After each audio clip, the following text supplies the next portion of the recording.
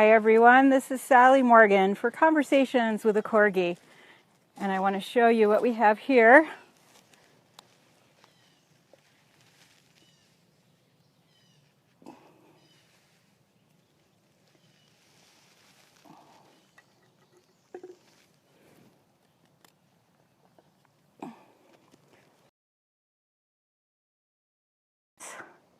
Floating in spring water, because today's episode of Conversations with a Corgi is about flower essences. And so we are celebrating nature, in particular the wonderful flowers. And I'm Sally Morgan, physical therapist, craniosacral therapist, and Tellington T-Touch practitioner for animals and people. And this is Tristan. He's a Corgi. And as I said, this is an episode of Conversations with a Corgi. And today we are going to be talking about flower essences. It is the springtime, early summer in many areas, and flowers are just blooming everywhere. And it is a wonder that we have these beautiful things in our lives after the long, cold winter. Flowers have been a part of ritual and healing practice for centuries. No one can imagine a wedding or a funeral or a Christmas celebration without flowers. They are part of our lives. They are an ancient part of human wisdom and healing practices. And flowers give us so many things, and we don't take much time to think about them. One of the things about flowers that we might not remember always is that they are the energetic life force of the plant. Flowers are the most beautiful expression the plant has to offer to the world and to us. And flowers are the chi, the prana, the life force of a plant. And we are able to use that energy from that life force of the plant to create healing remedies that are useful for us and for our animal friends, like Tristan.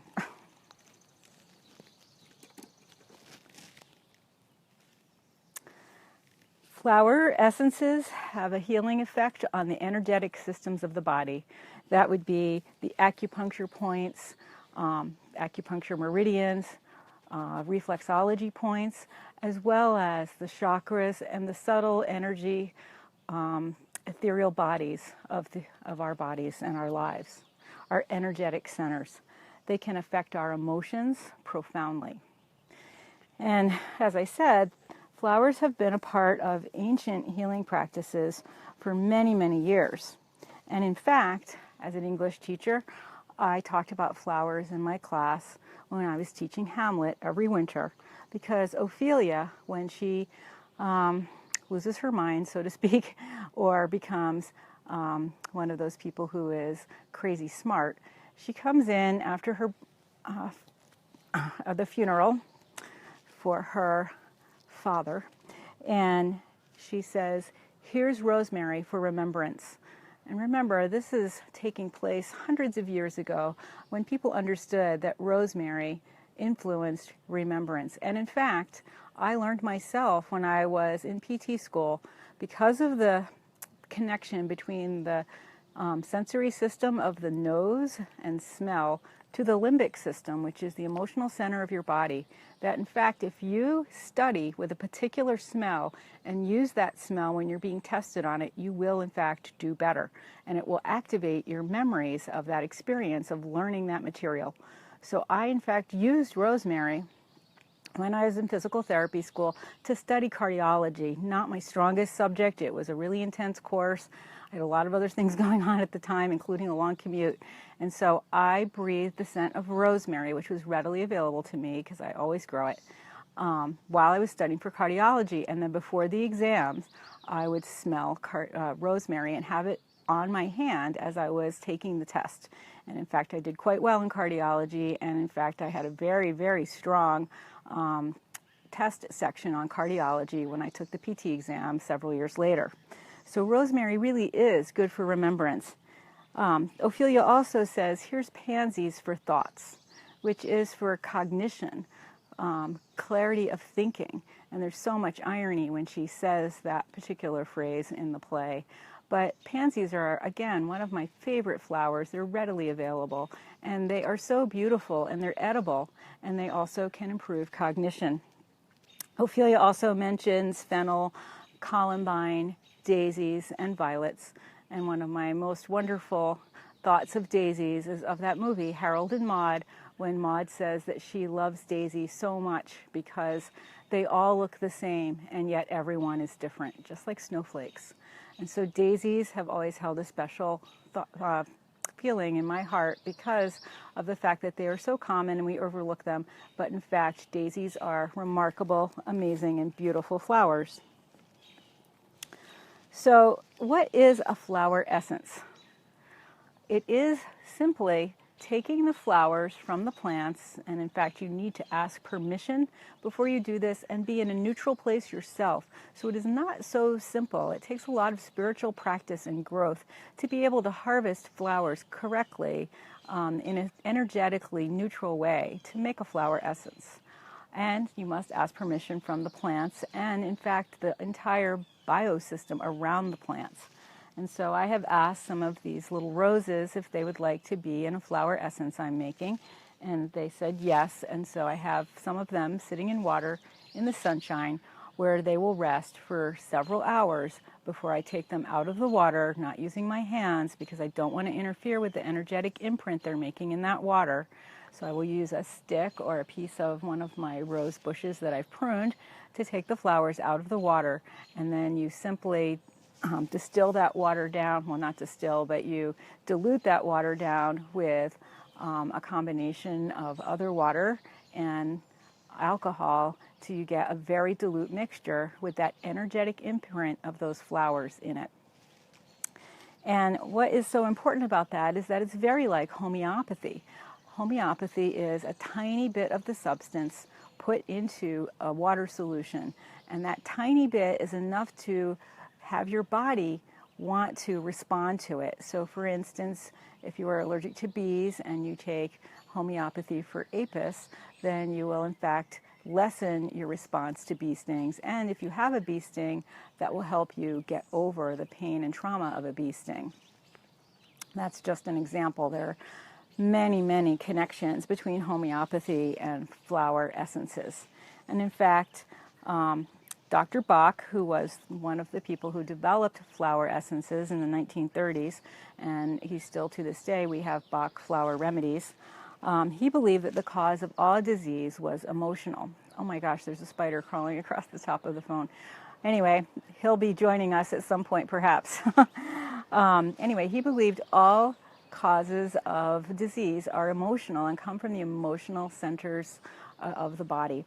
And to a certain extent, that may very well be true. I mean, we live in a pretty toxic world, and so we cannot overlook the fact that toxins in our environment may contribute to illness.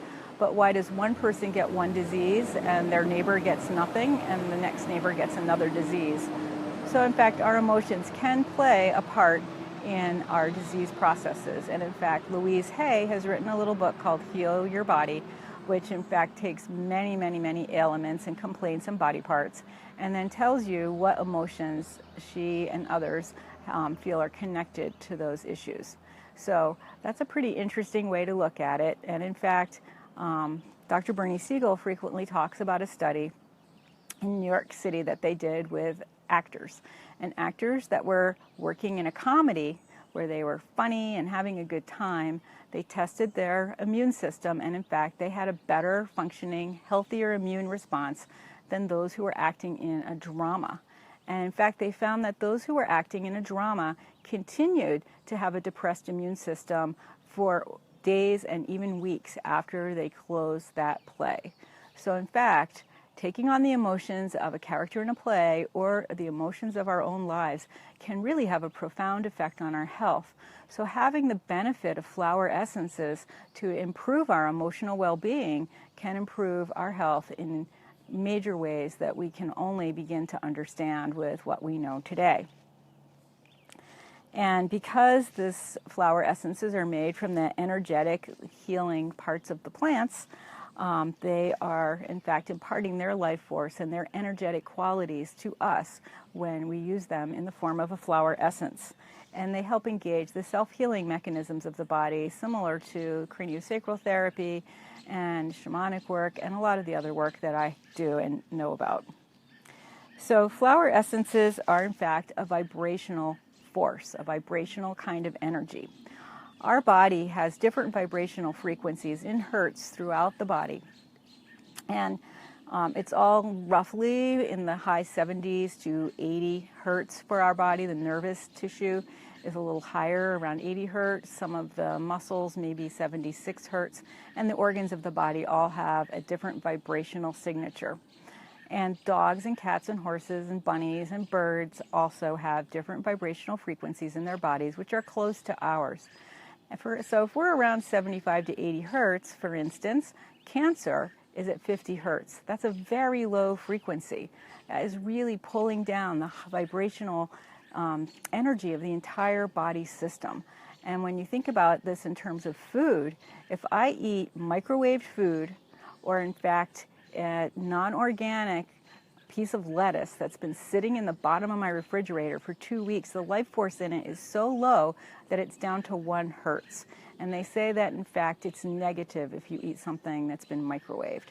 If you eat a piece of organic lettuce just picked or quite fresh, it's up around 20 to 25 hertz.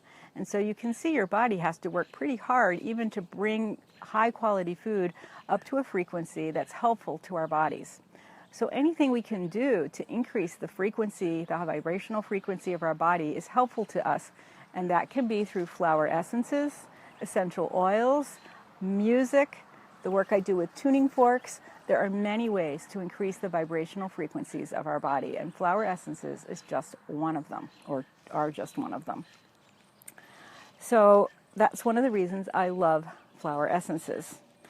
And they have many, many properties associated with specific flowers. Many flowers have, as I said, with that reference to Ophelia, hi little spider, have been associated with certain properties for centuries. And newer flowers, and certainly during Bach's time, he sat with flowers, and people have sat with flowers in their garden or in nature where they are, and felt feelings and vibrations coming from those plants to determine what plants are good for what sorts of emotions and needs that we may have. People often wonder what is the difference between a flower essence and an essential oil. And even when I was working with these things for years, I didn't quite clearly get the difference between the two and how they were related. But of course they are related. So essential oils are made by distilling masses of flowers and flower parts in water. They're distilled into water and boiled down, basically. Well, they're not really boiled, they're distilled, until you have just the essential oils in the parts of the flowers and plants that they are using to make the essential oils. And in fact, one of my great tragedies in life was in my first IPS class, Introductory to Physical Science, in 8th grade. The first experiment in that book is the distillation of wood, which sounded so complex and terrifying that I had a very hard time with it, but it is really simple. You just put a piece of wood in a test tube with a stopper on the end, and you heat it until the wood starts to break down, and then the oils drip down into the end of the test tube. And if you do that long enough, you'll be able to separate the wood into all its component parts and then measure that, which is, of course, a great thing to be able to do in a chemistry lab. But with essential oils, they are similarly made by, heating the flowers until they come down to just the essential oils. They're very concentrated. They are pharmaceutical grade, and they must be used with wisdom and care, particularly with our pets. And we will certainly be following up this series about flower essences with a series about essential oils. So, on a scale of concentration, an essential oil is very concentrated. The powers of the plants and the oils are super concentrated, super powerful. And if we have a line in that spectrum, at the other end is flower essences. And in the middle, we have tinctures, which are slightly stronger. Flower essences, as I said, are more like a homeopathic treatment. There is just a small essence of the flower's life force in the water and alcohol that we use to make flower essences. And of course, for our pets, many flower essences are made without alcohol. So the bioelectric imprint of the plants are in those flower essences, and that's what we're interested in. And of course, every plant has a different vibrational frequency and a different electric field. Several important pieces of recent research are interesting in terms of the bioelectric fields of plants. First, they have found that when a bee lands, for instance, on a flower — I was trying to get a bee this morning because there's lots of them enjoying that catnip there. Actually, I think it's a salvia, but anyway, there were lots of bees there earlier, but they're quite shy. So when a bee lands on a plant and takes some of the pollen and flies away, they've in fact measured that the bioelectric field of that plant changes so that another pollinator, a bee or a butterfly in the area flying by, will know that the pollen's already been taken recently and the plant needs time to restore the pollen level in that flower. So that's really interesting that plants are able to send off an energy saying whether or not their pollen is available to be used by a bee or a butterfly or a hummingbird. Well, if they use nectar. So the other interesting thing about bees and plants is that, and this refers to vibration, when a bee lands on a flower, they beat their back feet in a vibrational frequency that matches the flower's vibrational frequency. And in fact, that allows the pollen to be released so that the bee can use it. And they have measured this with many kinds of plants, and the bees are very smart about knowing which vibration they need to use to release the pollen from each plant that they land on. And on the other side of my house, as it becomes more blooming, as the summer wears on, the person that lived here before me wanted to be a beekeeper. And so she planted a garden of flowers, particularly to attract bees. And there are so many different kinds and colors that bloom there all summer. It's really beautiful. And there are bees and hummingbirds and dragonflies and many other critters that really enjoy those flowers. And then the other interesting thing that they've found about the bioelectric field of plants and flowers is documented in a book called The Secret Life of Trees. This is a new book. I think it was published originally in Norway, and it's a fascinating book. And in fact, what they have found is that trees are interconnected, and so that if you damage a tree, like let's say a woodpecker lands on one of my hemlocks around here, the trees around it, whether they are a hemlock or a maple or a white pine, feel the sensation of that woodpecker on that tree and are aware of it and kind of amp up their energy to repel the woodpecker. And of course, woodpeckers generally land on trees that are diseased and riddled with bugs anyway. So in fact, the woodpeckers are helping the trees. But if you were to cut down a tree or do something to really injure a tree, all of the trees in the area would know. And in a time of drought, as we've had in New England and much of the Northeast over the last year, the trees were really suffering and communicating that to each other. So that would have been a bad time to be gathering flower essences, when the plants were stressed and not feeling healthy. And so now we are ahead 4 inches or more of rain at this point. And so the plants are healthy and happy. And I can see the pine trees across the street. There are 2 or 3 huge, like 60-foot trees that are really stressed. They've lost most of their needles in the lower branches, and they are almost hugging the 2 trees on either end of their stand who are very healthy to kind of get support from them. So in fact, one of the other interesting things about flower essences, and we can see this in this book, The Secret Life of Trees, is that they connect us with all beings. And they remind us of the interconnection of all species and all beings. We are connected with the bees and the flowers and the plants. And it makes a difference when you gather the flower essences. Flower essences are going to include the energy imprint of the entire environment around the flower at the time of gathering. It's often best to gather them in the morning or in the evening when there is dew on the flower. And you will, when you gather the flower, you will have the imprint of the sun and the moon and the positions of the planets and the health of the biosphere around that plant at the time you gather the energy. So all of that is in a flower essence. Very, very powerful, subtle energies when you use a flower essence. Another interesting thing about flower essences is that they can be really, really helpful if you have a chronic negative state.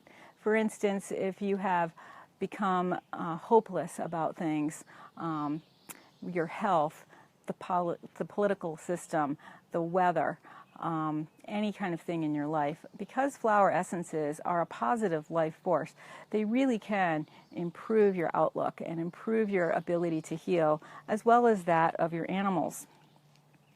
They are really great for emotional balance, and each type of flower is profoundly intelligent and has a lot of wisdom to impart to us. The flowers, let's see, what else did I want to tell you about them?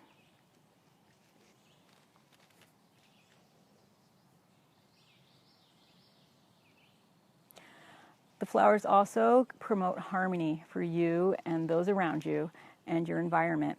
And of course, each kind of flower has a specific imprint or a specific message or a specific healing vibration that they impart to us. But in general, they promote balance, harmony, and interconnection with all beings. And so that's one of the wonderful things about them.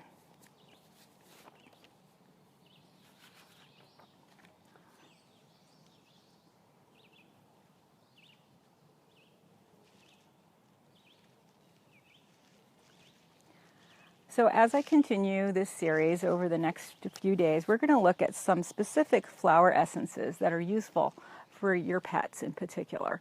And I am going to be talking about a blend from a company called the Botanical Animal, which I find particularly helpful for use with pets. My sister makes a joke and says she likes them because the names of them are in fact what they are good for.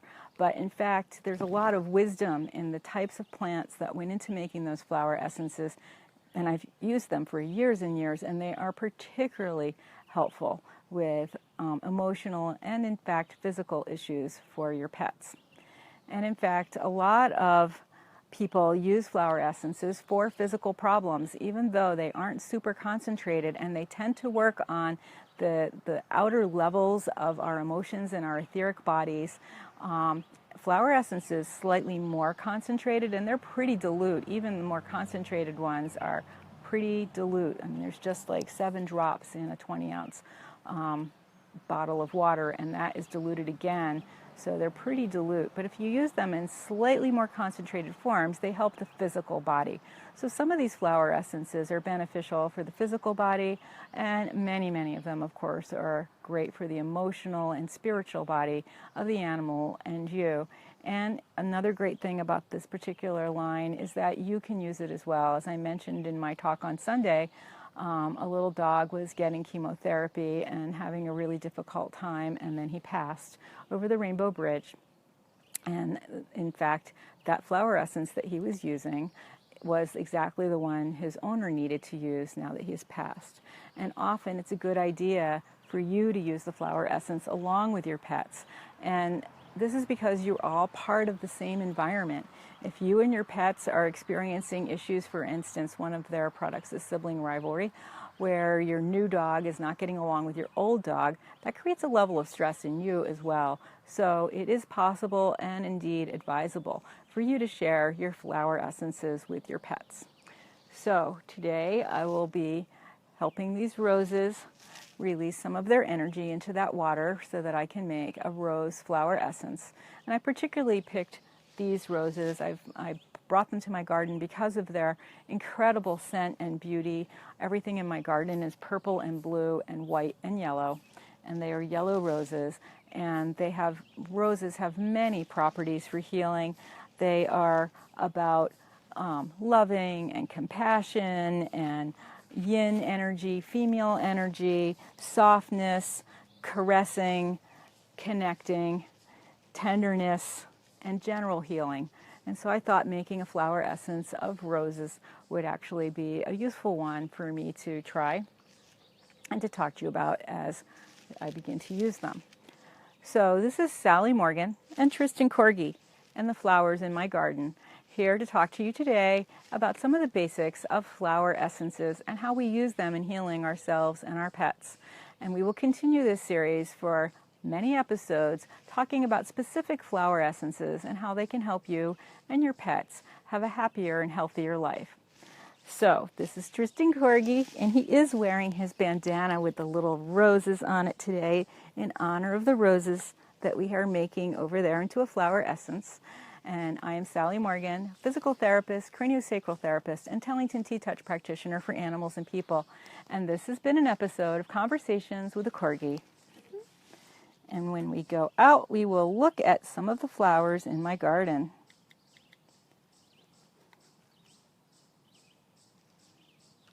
And hopefully it'll come out well.